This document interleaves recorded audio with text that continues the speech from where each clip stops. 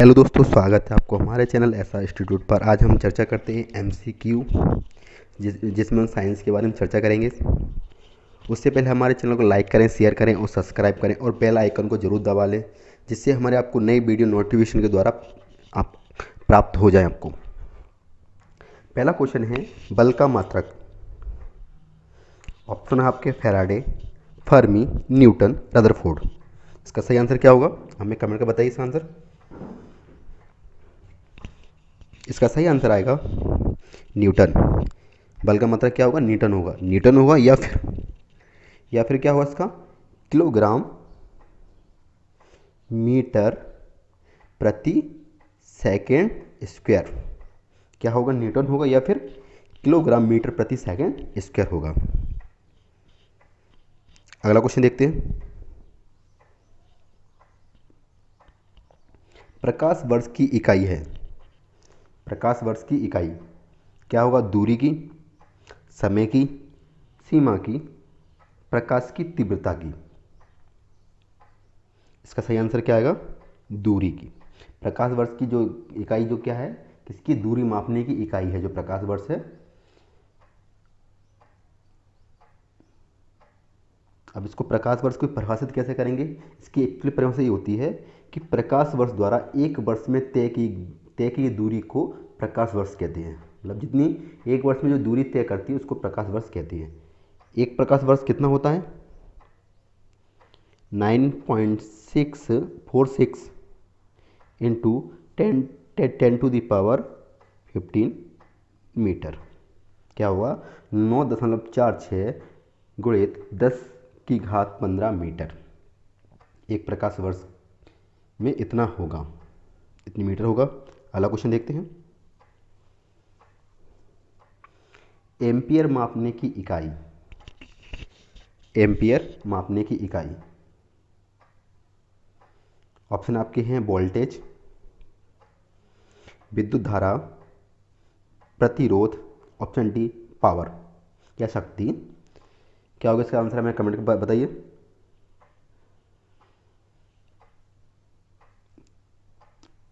इसका सही आंसर क्या होगा? विद्युत धारा जो है, एम्पियर जो है, किसकी इकाई है? यह है विद्युत धारा की इकाई है।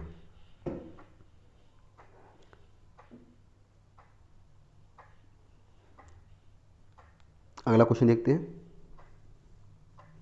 एक हॉर्स पावर में कितने वाट होते हैं?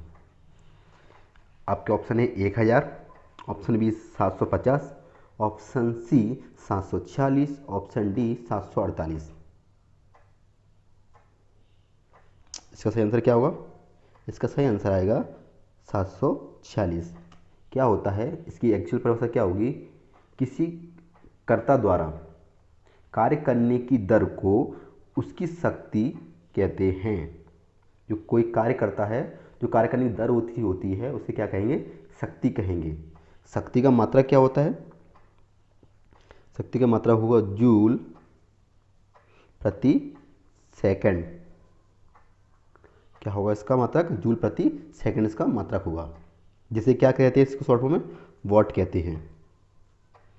एक हॉर्स पावर में कितने हो गए? 7। आपके से कितने क्वेश्चन कंप्लीट हो गए? लगभग 3 क्वेश्चन आपके कंप्लीट हो गए। पहला क्वेश्चन आपका कौन सा हो गया? एक हॉर्स पावर में कितने होते हैं?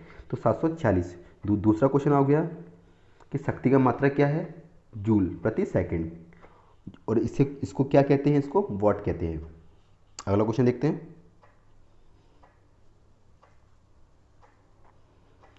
ध्वनि की तीव्रता मापने का यंत्र। क्वेश्चन आपका है ध्वनि की तीव्रता मापने का यंत्र। ऑप्शन आपके हैं क्रोनोमीटर, एनेमोमीटर, ऑडियोफोन या ऑडियोमीटर। इसका आंसर बताइए हमें। क्या हो? कमेंट कर बताइए इसका आंसर बताइए हमें।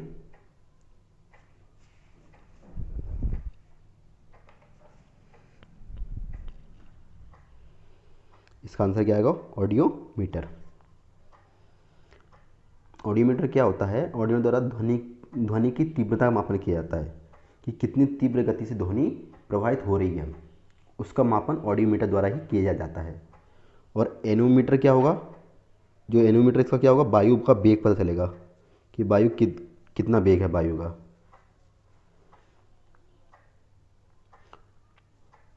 और जो क्रोनोमीटर है ये क्या करेगा, क्रोनोमीटर जो है तापमान हुआ, आर्द्रता हुई, तापमान, आर्द्रता और वायुदाब, इन सभी जो परिवर्तन होते हैं उन सब का मापन करता है। और ऑडियोफोन क्या करता है, जो दोष युक्त श्रवण शक्ति को सुधार करने के लिए प्रयोग किया जाता है। जो भी दोष युक्त जो श्रवण शक्ति होती है सुनने की, उसको दूर करने के लिए इसका काम उपयोग किया जाता है।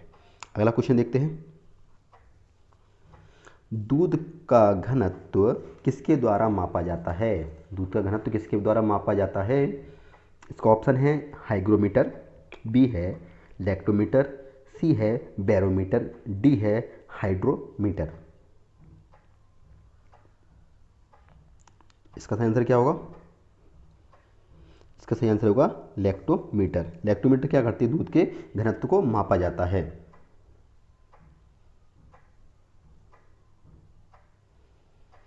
अगला क्वेश्चन देखते हैं। रक्त दाब नापने का यंत्र का नाम। जो रक्तदाब नापते हैं, ब्लड प्रेशर जो नापते हैं, उसका कौन सा यंत्र द्वारा नापा जाता है? पहला ऑप्शन है आपका टैकोमीटर, दूसरा है स्पेग्नोमीटर, तीसरा है एक्टीमीटर और चौथा है बैरोमीटर। इसका सही आंसर इसका क्या आएगा? स्पेग्नोमीटर। स्पेग्नोमीटर क्या करेगा, रक्त की जो है आपके रक्त दाब, जो ब्लड प्रेशर है, उसको नापने का कार्य करता है।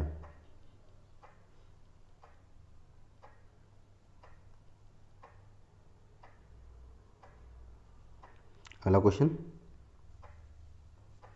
भूकंप की तीव्रता का मापन किया जाता है। भूकंप की तीव्रता मापन रिएक्टर स्केल पर, केल्विन पर, डेसिबल या पास्कल। इसका सही आंसर आएगा रिएक्टर पर। किस पर भूकंप तीव्रता किस पर मापी जाती है? रिएक्टर पर भूकंप की तीव्रता मापी जाती है। कि जो भूकंप है कितनी तीव्र गति से आ रहा है उसका हमें अंदाजा हो जाता है कितनी गति से भूकंप आया है। अगला क्वेश्चन है, झूठ का पता लगाने वाला किस यंत्र के नाम से जाना जाता है? झूठ का पता लगाने वाला किस यंत्र के नाम से जाना जाता है? पॉलीग्राफ, ऑप्शन बी है पायरोमीटर, ऑप्शन सी है गायरोस्कोप, ऑप्शन डी है काइमोग्राफ। इसका आंसर क्या आएगा? Option A polygraph. पॉलीग्राफ क्या करता है, झूठ का पता लगाने में यंत्र का प्रयोग किया जाता है। जैसे पुलिस वाले जो करते हैं झूठ का पता लगाने क्या करते हैं, इसका पॉलीग्राफ का यूज़ किया जाता है। जब बहुत बड़ा कोई क्राइम हो जाता है तो उस टाइम इसका उपयोग किया जाता है। अगला क्वेश्चन, वॉशिंग मशीन का कार्य सिद्धांत। क्वेश्चन आपका वॉशिंग मशीन का कार्य सिद्धांत। ऑप्शन ए है अपकेंद्रण, ऑप्शन बी अपोहन, ऑप्शन सी अपक्रम परासरण, ऑप्शन डी विसरण।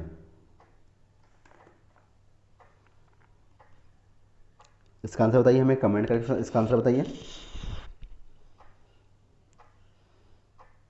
Option A अपकेंद्रण।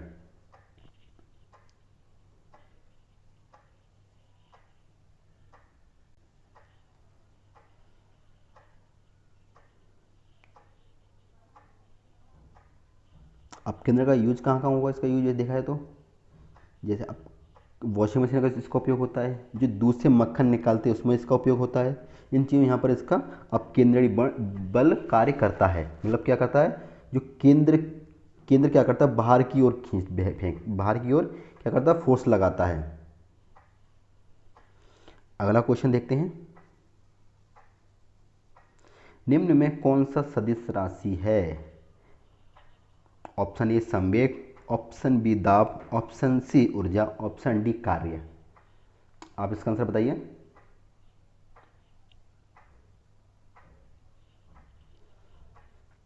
इसका सही आंसर आएगा संवेग। संवेग क्या है, एक सदिश राशि है। बाकी जो दाब है, ऊर्जा है, कार्य, वो सब क्या है, अदिश राशि है।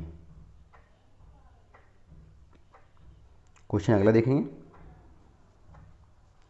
हवाओं की ऊर्जा होती है, केवल स्थितिज होती है, गतिज होती है, विद्युत होती है, स्थिति और गति दोनों होती है।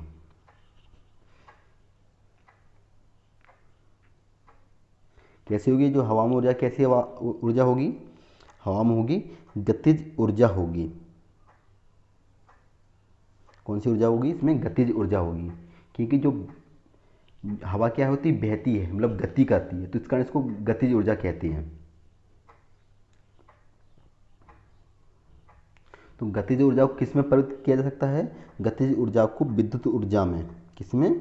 गतिज ऊर्जा को विद्युत ऊर्जा में परिवर्तित किया जा सकता है। कि जैसे पवन चक्की द्वारा क्या गया था, उसको गतिज ऊर्जा उसको घुमाया चलती है और उसको फिर विद्युत द्वारा उसका संचालन किया जाता है।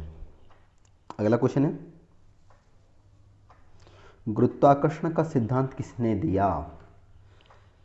Charles Newton, Charles Babbage, Isaac Newton, John Adams. आपके आंसर हमें बताइए। आप सोच लिए आंसर क्या है उसका? इसका सही आंसर आएगा आइजैक न्यूटन। गुरुत्वाकर्षण सिद्धांत किसने दिया था? आइजैक न्यूटन ने इसका सिद्धांत दिया था। आइजैक न्यूटन ने 3 नियमों की जो सिद्धांत दिया था। अगला क्वेश्चन देखते हैं, जब कोई वस्तु ऊपर से गिराई जाती है तो उसका भार होता है, शून्य होता है, ऑप्शन ए, ऑप्शन बी अपरिवर्तित, ऑप्शन सी परिवर्तनशील, ऑप्शन डी सभी गलत। मतलब क्या हो, जब कोई वस्तु ऊपर से गिराई तो उसका भार क्या होगा? ऑप्शन बी अपरिवर्तित, मतलब कोई वस्तु गिराएंगे तो उसके भार में कोई परिवर्तन नहीं होगा। क्यों नहीं होगा? क्योंकि उसका जो द्रव्यमान है उस पर लगने वाला गुरुत्वीय त्वरण अपरिवर्तित रहता है। जो द्रव्यमान उसका जो क्या है, द्रव्यमान और उस पर लगने वाला गुरुत्वीय त्वरण अपरिवर्तित रहता है, इसलिए इसमें उस पर कोई भार में कोई अपरिवर्तन नहीं होगा। अगला क्वेश्चन, लास्ट क्वेश्चन, मानव शरीर का भार होता है, मानव शरीर का भार कहाँ पर अधिक होगा? ध्रुवों पर अधिकतम होगा, पृथ्वी की सतह पर सब जगह एक समान होगा, ऑप्शन सी विद्युत रेखा पर अधिकतम होगा, ऑप्शन डी मैदानी भागों की अपेक्षा पर्वतों पर अधिक होगा।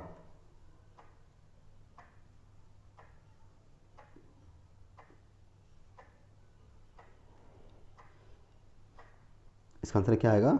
ध्रुवों पर अधिकतम होगा। मानव शरीर का भार ध्रुवों पर क्या होगा? अधिकतम होगा। जैसे किसी वस्तु का द्रव्यमान एक स्थिर राशि है, क्या है? जो किसी वस्तु का द्रव्यमान क्या स्थिर राशि है, जबकि भार पृथ्वी पर वस्तु की स्थिति के अनुसार परिवर्तित होती है। जबकि भार क्या है? पृथ्वी की वस्तु की स्थिति अनुसार, जैसी वस्तु होगी वैसे उसका भार परिवर्तित होगा।